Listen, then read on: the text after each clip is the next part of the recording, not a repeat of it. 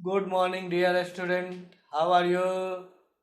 Okay, तो इसके पहले हम लोग जो है किंगडम मोनरा पढ़ चुके हैं और उस मोनरा के अंतर्गत हम ये जान चुके हैं कि जीवाणु, ब्लू ग्रीन एल्गी, एक्टिनोमाइसिटीज,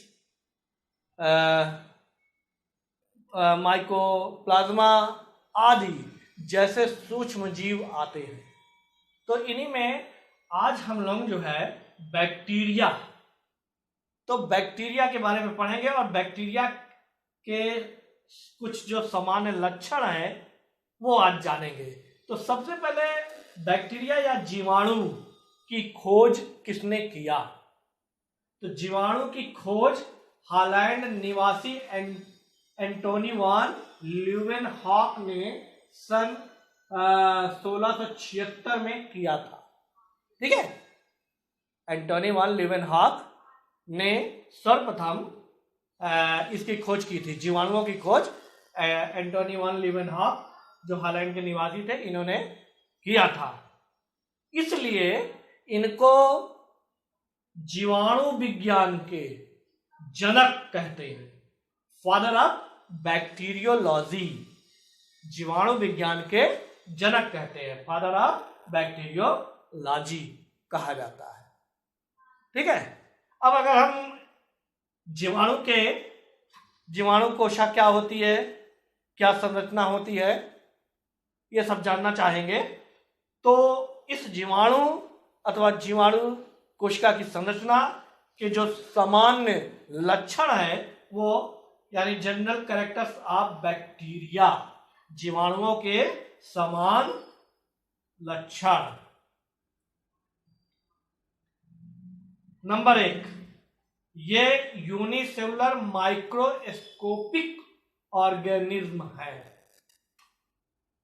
अर्थात ये एक कोश की है और सूक्ष्म है, जिसे हम केवल माइक्रोस्कोप से ही देख सकते हैं। अपनी नग्न आंखों से बैक्टीरिया कोशिका को देखना चाहें तो नहीं देख सकते, इसीलिए इन्हें, चूंकि माइक्रोस्कोप से देखा जाता है इसलिए इन्हें माइक्रोस्कोपिक ऑर्गेनिज्म कहा जाता है। ठीक है, दूसरी प्रमुख विशेषता जिसके आधार पे हम लोग 5 किंगडम सिस्टम में इसको मोनरा जगत के अंतर्गत रखते हैं। क्यों?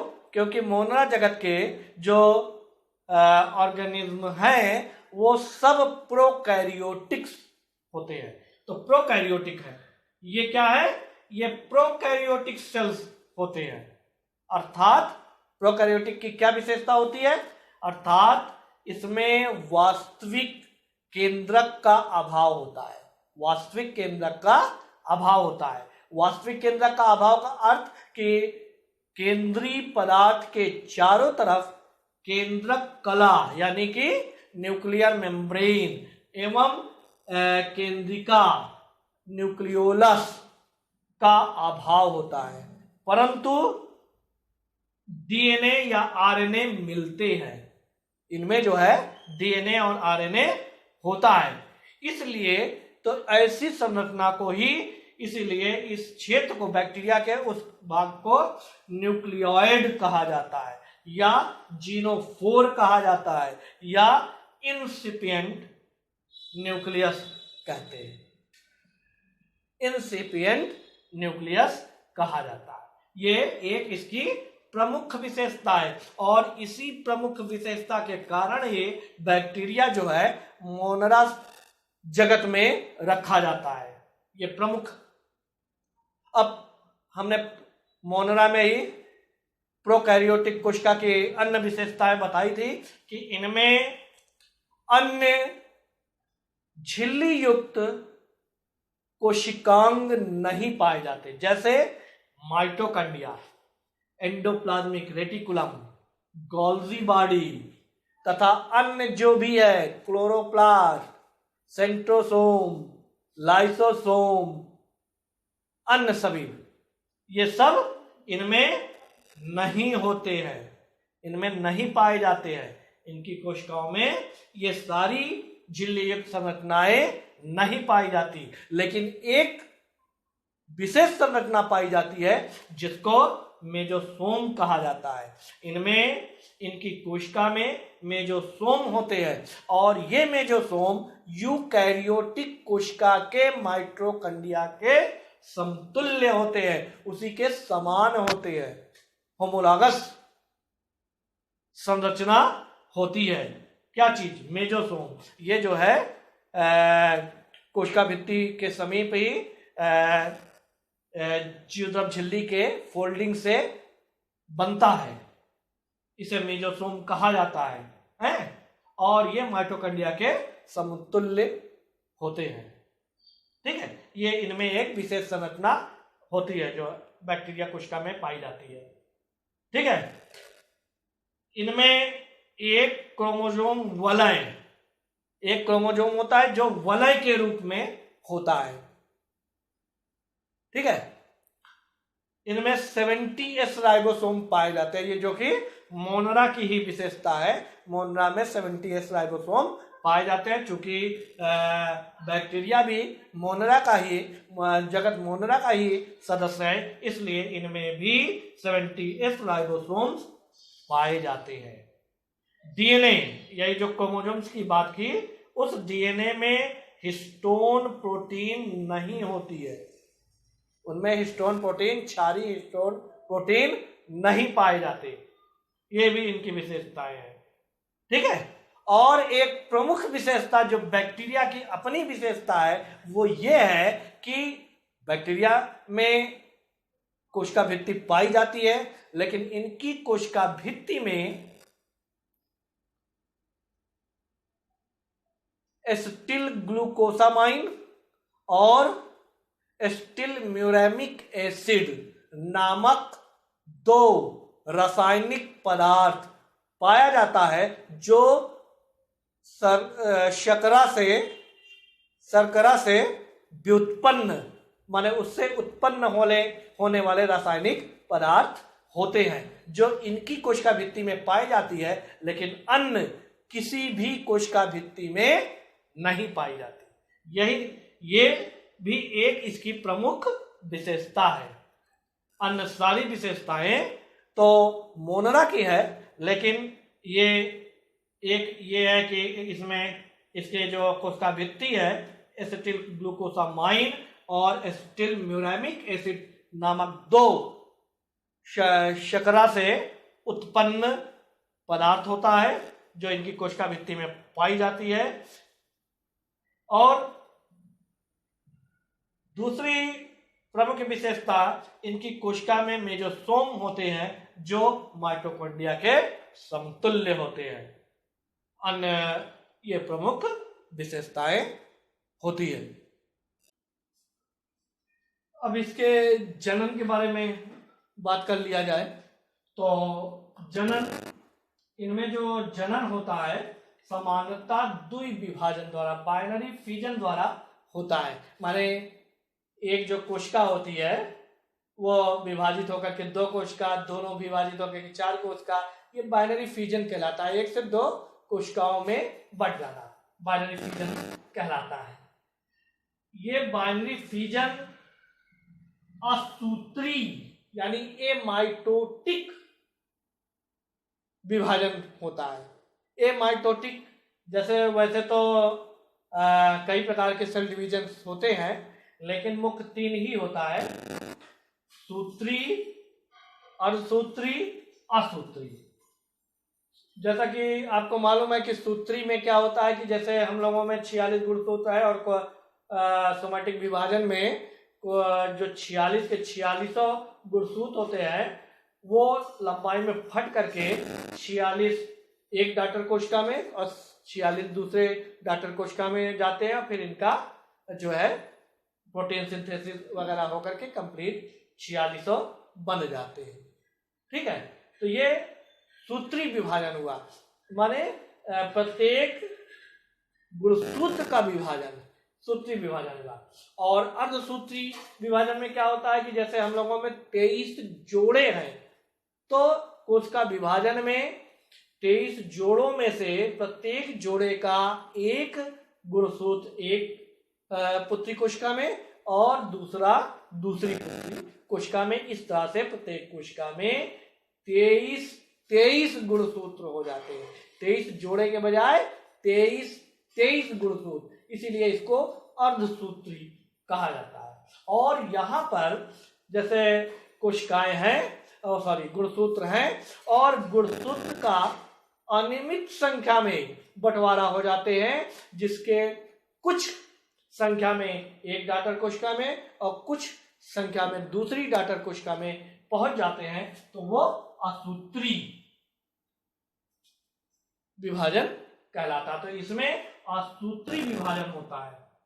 और जब कंडीशन इनके अनुकूल होता है तो इसकी कोशिका बड़ी तेजी से विभाजित होती है और प्रत्येक 20 मिनट पर एक कोशिका 2 समतत्व कोशिकाओं में बढ़ जाता है, बड़ी तेजी से विभाजित होती है। लेकिन ये विभाजन के साथ साथ कोशिकाओं से कुछ ऐसे रासायनिक पदार्थ भी उत्पन्न करते हैं जिसके कारण सभी जीवाणु कोशिकाएं जीवित नहीं रहती, उनमें से अधिकांश समाप्त भी हो जाते हैं। अन्यथा इनकी संख्या बहुत ज्यादा हो जाए, बहुत तेजी से वृद्धि करे इनकी, ठीक है। लेकिन कभी कभी जब परिस्थितियां इनके विपरीत होती है, इनके अनुकूल नहीं होती है, तब ये विजाणु बना लेते हैं, स्पोर्स बना लेते हैं और उनके द्वारा उस समय सुरक्षित रहते हैं। और जब अनुकूल होता है तो वही स्पोर्स जो है नए जीवाणु कोशिका को जन्म देते हैं, ठीक। अब लैंगिक जनन की बात करें तो इनमें वास्तविक लैंगिक जनन नहीं पाया जाता। इनमें जो है वास्तविक लैंगिक ट्रू सेक्सुअल रिप्रोडक्शन का अभाव होता है। वास्तविक लैंगिक जनन इनमें नहीं पाया जाता, लेकिन कुछ जीवाणुओं में जेनेटिक रिकॉम्बिनेशन मिलता है।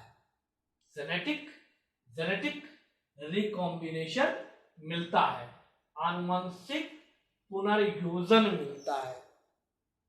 एक गुणसूत्र एक माने कॉन्जुगेशन की क्रिया होती है और एक का जेनेटिक पदार्थ दूसरे के जीवाणु के कोशिका में पहुंच जाता है और वहां पे दोनों मिल करके एक नए जीवाणु फॉर्म बना लेते हैं, ठीक है। तो ऐसा, तो ये जो जेनेटिक कॉम्बिनेशन मिलता है, ये कॉन्जुगेशन प्रकार का हो सकता है, ट्रांसडक्शन प्रकार का हो सकता है एंड ट्रांसफॉर्मेशन प्रकार का हो सकता है।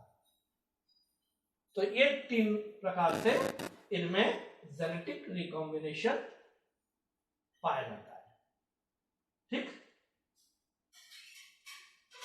पोषण के आधार पर ये परपोषी होते हैं। अधिकांश जो होते हैं ये परपोषी होते हैं। परपोषी में परजीवी एवं मृतोपजीवी होते हैं। परजीवी माने दूसरे जीवों के विभिन्न शरीर के विभिन्न भागों में पाए जाते हैं, अथवा दूसरे जीवों के जो मृत शरीर होते हैं या उनके द्वारा त्यागे गए कार्बनिक पदार्थ होते हैं उन पर ये पाए जाते हैं और उन्हीं से अपना पोषण प्राप्त करते हैं। तो ये मृतोपजीवी, ठीक। तो ये थे बैक्टीरिया के सामान्य लक्षण, जनरल कैरेक्टरिस्टिक्स ऑफ बैक्टीरिया। अब ये पाए कहाँ जाते हैं? तो ये गंदे जल, थल, वायु एवं धूल आदि स्थानों पर तथा विश्व के सभी भागों में, बैक्टीरिया जो है विश्व के सभी भागों में पाए जाते हैं। डिकम्पोजर इनका प्रमुख कार्य होता है, ठीक है। तो विश्व के सभी भागों में पाए जाते हैं, इसलिए अर्थात ये कॉस्मोपॉलिटन्स होते हैं, अर्थात ये कॉस्मोपॉलिटन होते हैं। ये परजीवी के रूप में, ये दूसरे जीवों में परजीवी के रूप में मनुष्यों में भी पाए जाते हैं, जंतुओं में भी पाए जाते हैं, पादपों के शरीर में भी पाए जाते हैं, पादपों के भी विभिन्न भागों में पाए जाते हैं। ये बर्फ में भी पाए जाते हैं, गर्म झरनों के जल में, यानी 80 डिग्री सेंटीग्रेड पर के गर्म जल में भी ये मिलते हैं। ये दूध से बने उत्पाद, आलू, फलों, सब्जी एवं पौधों की जड़ों एवं जड़ के निकट मिट्टी में पाए जाते हैं। तो ये इनके आवास हो गया, जहां ये पाए जाते हैं, वास स्थान है ये। और अब इनकी हम माप की बात कर लें, साइज की बात कर लें, तो साइज में जीवाणुओं का औसत माप जो होता है 0.5 से 5 म्यू, 0.5 म्यू से 5.0 म्यू होता है। लेकिन कुछ जीवाणु 60 म्यू तक के साइज के हो सकते हैं। सबसे कम लंबाई का जो जीवाणु है उसका नाम है डायलिस्टर न्यूमोसिंटिक, जिसकी लंबाई, औसत लंबाई 0.5 से 0.3 म्यू तक होता है। तथा सबसे लंबा जीवाणु जो होता है वो स्पिरिलम वॉल्यूटेंस होता है, जिसकी लंबाई 15 म्यू तक होती है। और सबसे बड़ा जो जीवाणु होता है वो बेगियाटोवा